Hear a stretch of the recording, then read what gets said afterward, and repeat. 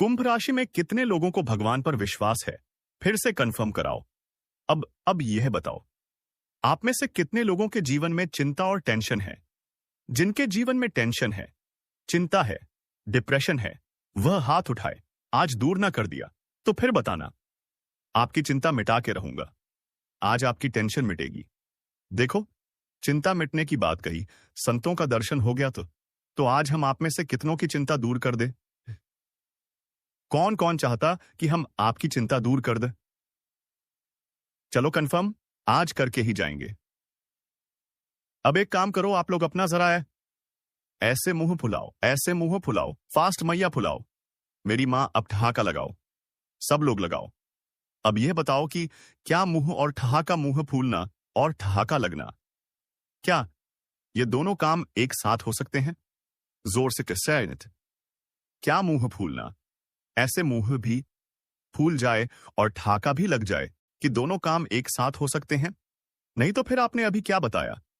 हम भगवान पर विश्वास करते हैं, और फिर आपने कहा हमें चिंता है। अरे जिन्हें विश्वास है उन्हें चिंता किस बात की? और जो मुझसे जिन्हें चिंता है तो विश्वास कैसा? आप गलत बोल रहे हैं। या तो आपको चिंता है या तो आपको विश्वास है। दोनों नहीं हो सकता।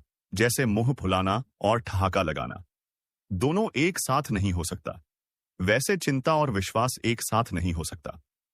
अब यह बताओ कि आपको भगवान पर विश्वास है या चिंता? जोर से एक बात बताए। मेरी मां, आप कहती हो, आप भैया कहते हो हमें चिंता है। अरे भैया, तुम चिंता क्यों करते हो? तुम भगवान का चिंतन करो। सही, तुम उनका चिंतन करो तो सही वह करेंगे तुम्हारी चिंता। तुम क्यों करते हो? सुदामा को कोई चिंता थी क्या? से जोर से, सुदामा तो केवल कृष्ण का चिंतन करते थे। सुदामा तो केवल कृष्ण का, सुदामा तो केवल कृष्ण का चिंतन करते थे। सुदामा, चिंतन करने की जिम्मेदारी तुम्हारी है।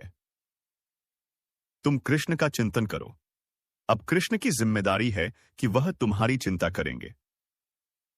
तुम खुद क्यों करते हो? आप लोग उनका चिंतन करो, वो आपकी चिंता करेंगे। आप कहते हो भगवान पर विश्वास है, आप कहते हैं हमें भगवान पर विश्वास है, और कहते हो चिंता है ना? मेरी मां, जब विश्वास कर लिया तो तेरी मेरी बिगड़ी बनाना तेरा काम है, तेरी चौखट पर आना मेरा काम है, मेरी बिगड़ी बनाना तेरा काम है। प्रभु, मैं तो आपका हो गया। जैसे छोटा सा बच्चा कोई चिंता नहीं करता, उसकी चिंता उसकी मां करती है, ऐसे भक्त बनकर शरण में चले जाओ। भगवान की भगवान चिंता करेंगे। आप निश्चिंत रहना। तो आज से चिंता नहीं करेंगे। क्या करेंगे? जोर से भगवान का चिंतन, और आपके चिंता करने से कुछ ना होगा, विश्वास करो। भगवान सब, वो आप अपना कर्म करो। आगे की जिम्मेदारी भगवान की, विश्वास रखो। भगवान पर कर्म ईमानदारी से करो, फिर देखना चिंताएं मिट जाएंगी, आप सुखी हो जाएंगे। प्रहलाद जी ने कहा। पांचवी, भक्ति विश्वास। भगवान का नाम मंत्र जाप। मम दण विश्वासा पंचम भजन सुवेद प्रकाशा। भगवान का नाम किसके साथ जपना है? विश्वास के साथ। तो कितने लोग भगवान पर विश्वास करेंगे? और चिंता का त्याग कर दो। विश्वास है तो चिंता नहीं होनी चाहिए। आप लोग कहते हो ना विश्वास है, विश्वास नहीं है आपको तो केवल चिंता है। आप कहते हैं मेरी बेटी का ब्याह कब होगा महाराज, मेरा दुख दूर कब होगा महाराज, मेरा घर कब बनेगा महाराज, मेरा कर्जा कब दूर होगा महाराज, मेरे बेटे की नौकरी कब लगेगी महाराज, मेरे शरीर का दर्द कब ठीक होगा महाराज। मेरी मां, यह जो तुम्हारे दुख हैं, यह तो तुम्हारे दुख तुम्हारे कर्मों से मिलने ही मिलने। इन दुखों को कोई माई का लाल दूर नहीं कर सकता। यदि संसार में आपका दुख कोई दूर कर सकता तो अब तक कोई कर देता। यदि दुख दूर कोई कर सकता है तो केवल भगवान दुख दूर कर सकते हैं। इसीलिए क्यों किसी को पुकारना, क्यों दर दर की ठोकर खाना, क्यों ना भगवान के भरोसे रहना। आपका दुख कोई दूर नहीं कर सकता। बताओ, भीष्म पितामह भक्त है ना, पर बाणों की सैया पर लेटना पड़ा कि नहीं, हां या ना। अर्जुन भक्त है या नहीं? जोर से हां या ना। अर्जुन भक्त है, लेकिन 12 साल वनवास जाना पड़ा। तुम कितने भी बड़े भक्त हो, सुदामा भक्त थे, पर भाग्य में गरीबी थी तो भोगना पड़ा जो तुम्हारे हिस्से का दुख है। चाहे हंस के उठाओ, चाहे रोके उठाओ। कहीं माथा पीटने से तुम्हारा दुख दूर होता तो आज तक सबका दुख दूर हो जाता। इसलिए पागलों की तरह यहां वहां माथा ना पीटो, केवल भगवान के चरणों में विश्वास रखो। माछा पटकना है तो भगवान के चरणों में, हे प्रभु, मैं आपका हूं, मैं आपकी हूं।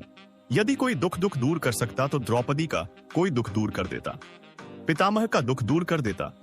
हमारे हिस्से का दुख हमें भोगना पड़ेगा, जो हमने कर्म किए हैं, अच्छे या बुरे, भोगना पड़ेगा। हंस के गया इसलिए भोग को ना काह को, सुख दुख कर दाता निज कृत, कर्म भोग सब भ्राता। यह ईश्वर की कर्म कर्म विधान है। आप लोगों को लगता है कि बाबा जी, महाराज जी मंत्र पढ़ दे, हमारा दुख दूर हो जाए। ना, ऐसा कोई मंत्र नहीं है जिसको पढ़कर आप अपना दुख दूर कर लो। एक ही मंत्र है, केवल कृष्ण नाम, एक राम नाम। राम की शरण में जाओ, भगवान को रोकर पुकारो, वो दुख दूर करेंगे तो दुख दूर होगा। इंसानों के बस की नहीं है, इसलिए भोगना सीखो। हमारे जो दुख हैं वह हमें भोगने हैं। बड़े बड़े संतों ने अपना कष्ट भोगा है, बड़े बड़े संतों ने अपना कर्म दंड भोगा है। भगवान राम को 12-14 साल का वनवास मिला, उनका ही अपना कर्म दंड था। माता सीता को वनवास मिला, जाना तो पड़ेगा ना साहब। फिर अच्छा ये बताओ, एक छोटा सा प्रश्न आपसे मैं पूछ लूं, भगवान राम ने माता सीता को वनवास भेजा, यह सुना है आप लोगों ने? अच्छा ये बताओ, माता सीता के वनवास जाने में कारण कौन था, जिम्मेदार कौन था? जब माता सीता रावण के यहां से वापस आई, राम जी के साथ रही और राम जी राजा बने, सीता मैया रानी बनी। उस समय एक किसी धोबी के कहने से भगवान राम ने माता सीता को निकाल दिया। क्या किसी के कहने से राम जी ने सीता मां को निकाल दिया? क्या यह राम जी का निर्णय और न्याय सही था? उत्तर दो। सवाल है, आपसे क्या किसी के कहने से अपनी पत्नी को निकाल देना सही था? उत्तर हां या ना। मैं मां, मैया, भैया ध्यान से सुनना सरकार, बहुत गंभीर बातें आपको सुना रहा हूं। सुनिए, बताओ, राम जी ने माता सीता को वनवास भेजकर राम जी ने सही किया या गलत किया, या सही या गलत, ये तो अपनी जगह है। ये बताओ, माता सीता के वनवास जाने में जिम्मेदार कौन था? उत्तर दो, कौन जिम्मेदार था? ये मैया बताएंगे। संगीत। द्रौपदी कौन? कौन? द्रौपदी धोबी। बताओ, माता सीता के वनवास जाने में जिम्मेदार कौन था? ये मैया कह रही है, वह धोबी जिम्मेदार था। आप बताइए, आप किसे जिम्मेदार मानेंगे? उत्तर दीजिए। आप माता सीता के वनवास जाने में जिम्मेदार कौन था? उस जिम्मेदार का नाम बताओ। आप बता के सा कोई नहीं। ऐसा कैसे हो सकता है कि कोई जिम्मेदार ना हो? भीन उर्मिला, आप बताओ। मैया, आप बताओ। चलो भैया, लोग बताएंगे कौन? माता सीता? ये मैया बताएंगे। इस तरफ की मैया बताओ। मैया, संगीत बताओ। मेरी मां कौन जिम्मेदार था? राम जी, इस तरफ एक भैया बोल रहे हैं। राम जी, आज थोड़ा इस पर विचार कर लिया। आज मैं जिम्मेदार को लाकर आपके सामने खड़ा कर दूं। सुनो, फिर मन लगाकर सुनना, एक भी शब्द ना गवाना, ध्यान से सुनना। आज मैं उस जिम्मेदार को पकड़ कर लाऊंगा जो माता सीता के वनवास का जिम्मेदार है। उस जिम्मेदार को आज हम आपके समक्ष पेश करेंगे। सुनो, कार्यवाही शुरू होती है। अब इसको समझने के लिए हमें अतीत में जाना पड़ेगा, पुराना समय याद करना पड़ेगा। चलो वाल्मीकि रामायण से शुरू करते हैं। जब माता सीता गर्भवती, ध्यान से सुनना, एक एक अक्षर, एक एक शब्द। फिर मैं आखिरी में पूछूंगा कि जिम्मेदार कौन, आप लोग पकड़ के लाना उस जिम्मेदार को। हाँ, मैं बता दूंगा, पूरी कहानी लाना आपको है। सुनो, जब भगवान राम राजा थे, सिया जी रानी थी, जब माता गर्भवती हुई, यह उन दिनों की बात है जब माता सीता अयोध्या में राजमहलों में रहती हुई गर्भवती हो गई। तब भगवान राम को माता सीता ने कहा कि प्रभु, आप पिता बनने वाले हैं, आपको मैं खुशखबरी देना चाहती हूं। सीता मैया ने जब कहा कि राम, आप पिता बनने वाले हैं, जी खुशी से नाचने लगे। आपने बहुत अच्छी सूचना दी। सीते, बताओ मैं तुम्हें क्या दूं? रघुकुल रीत सदा चली आई।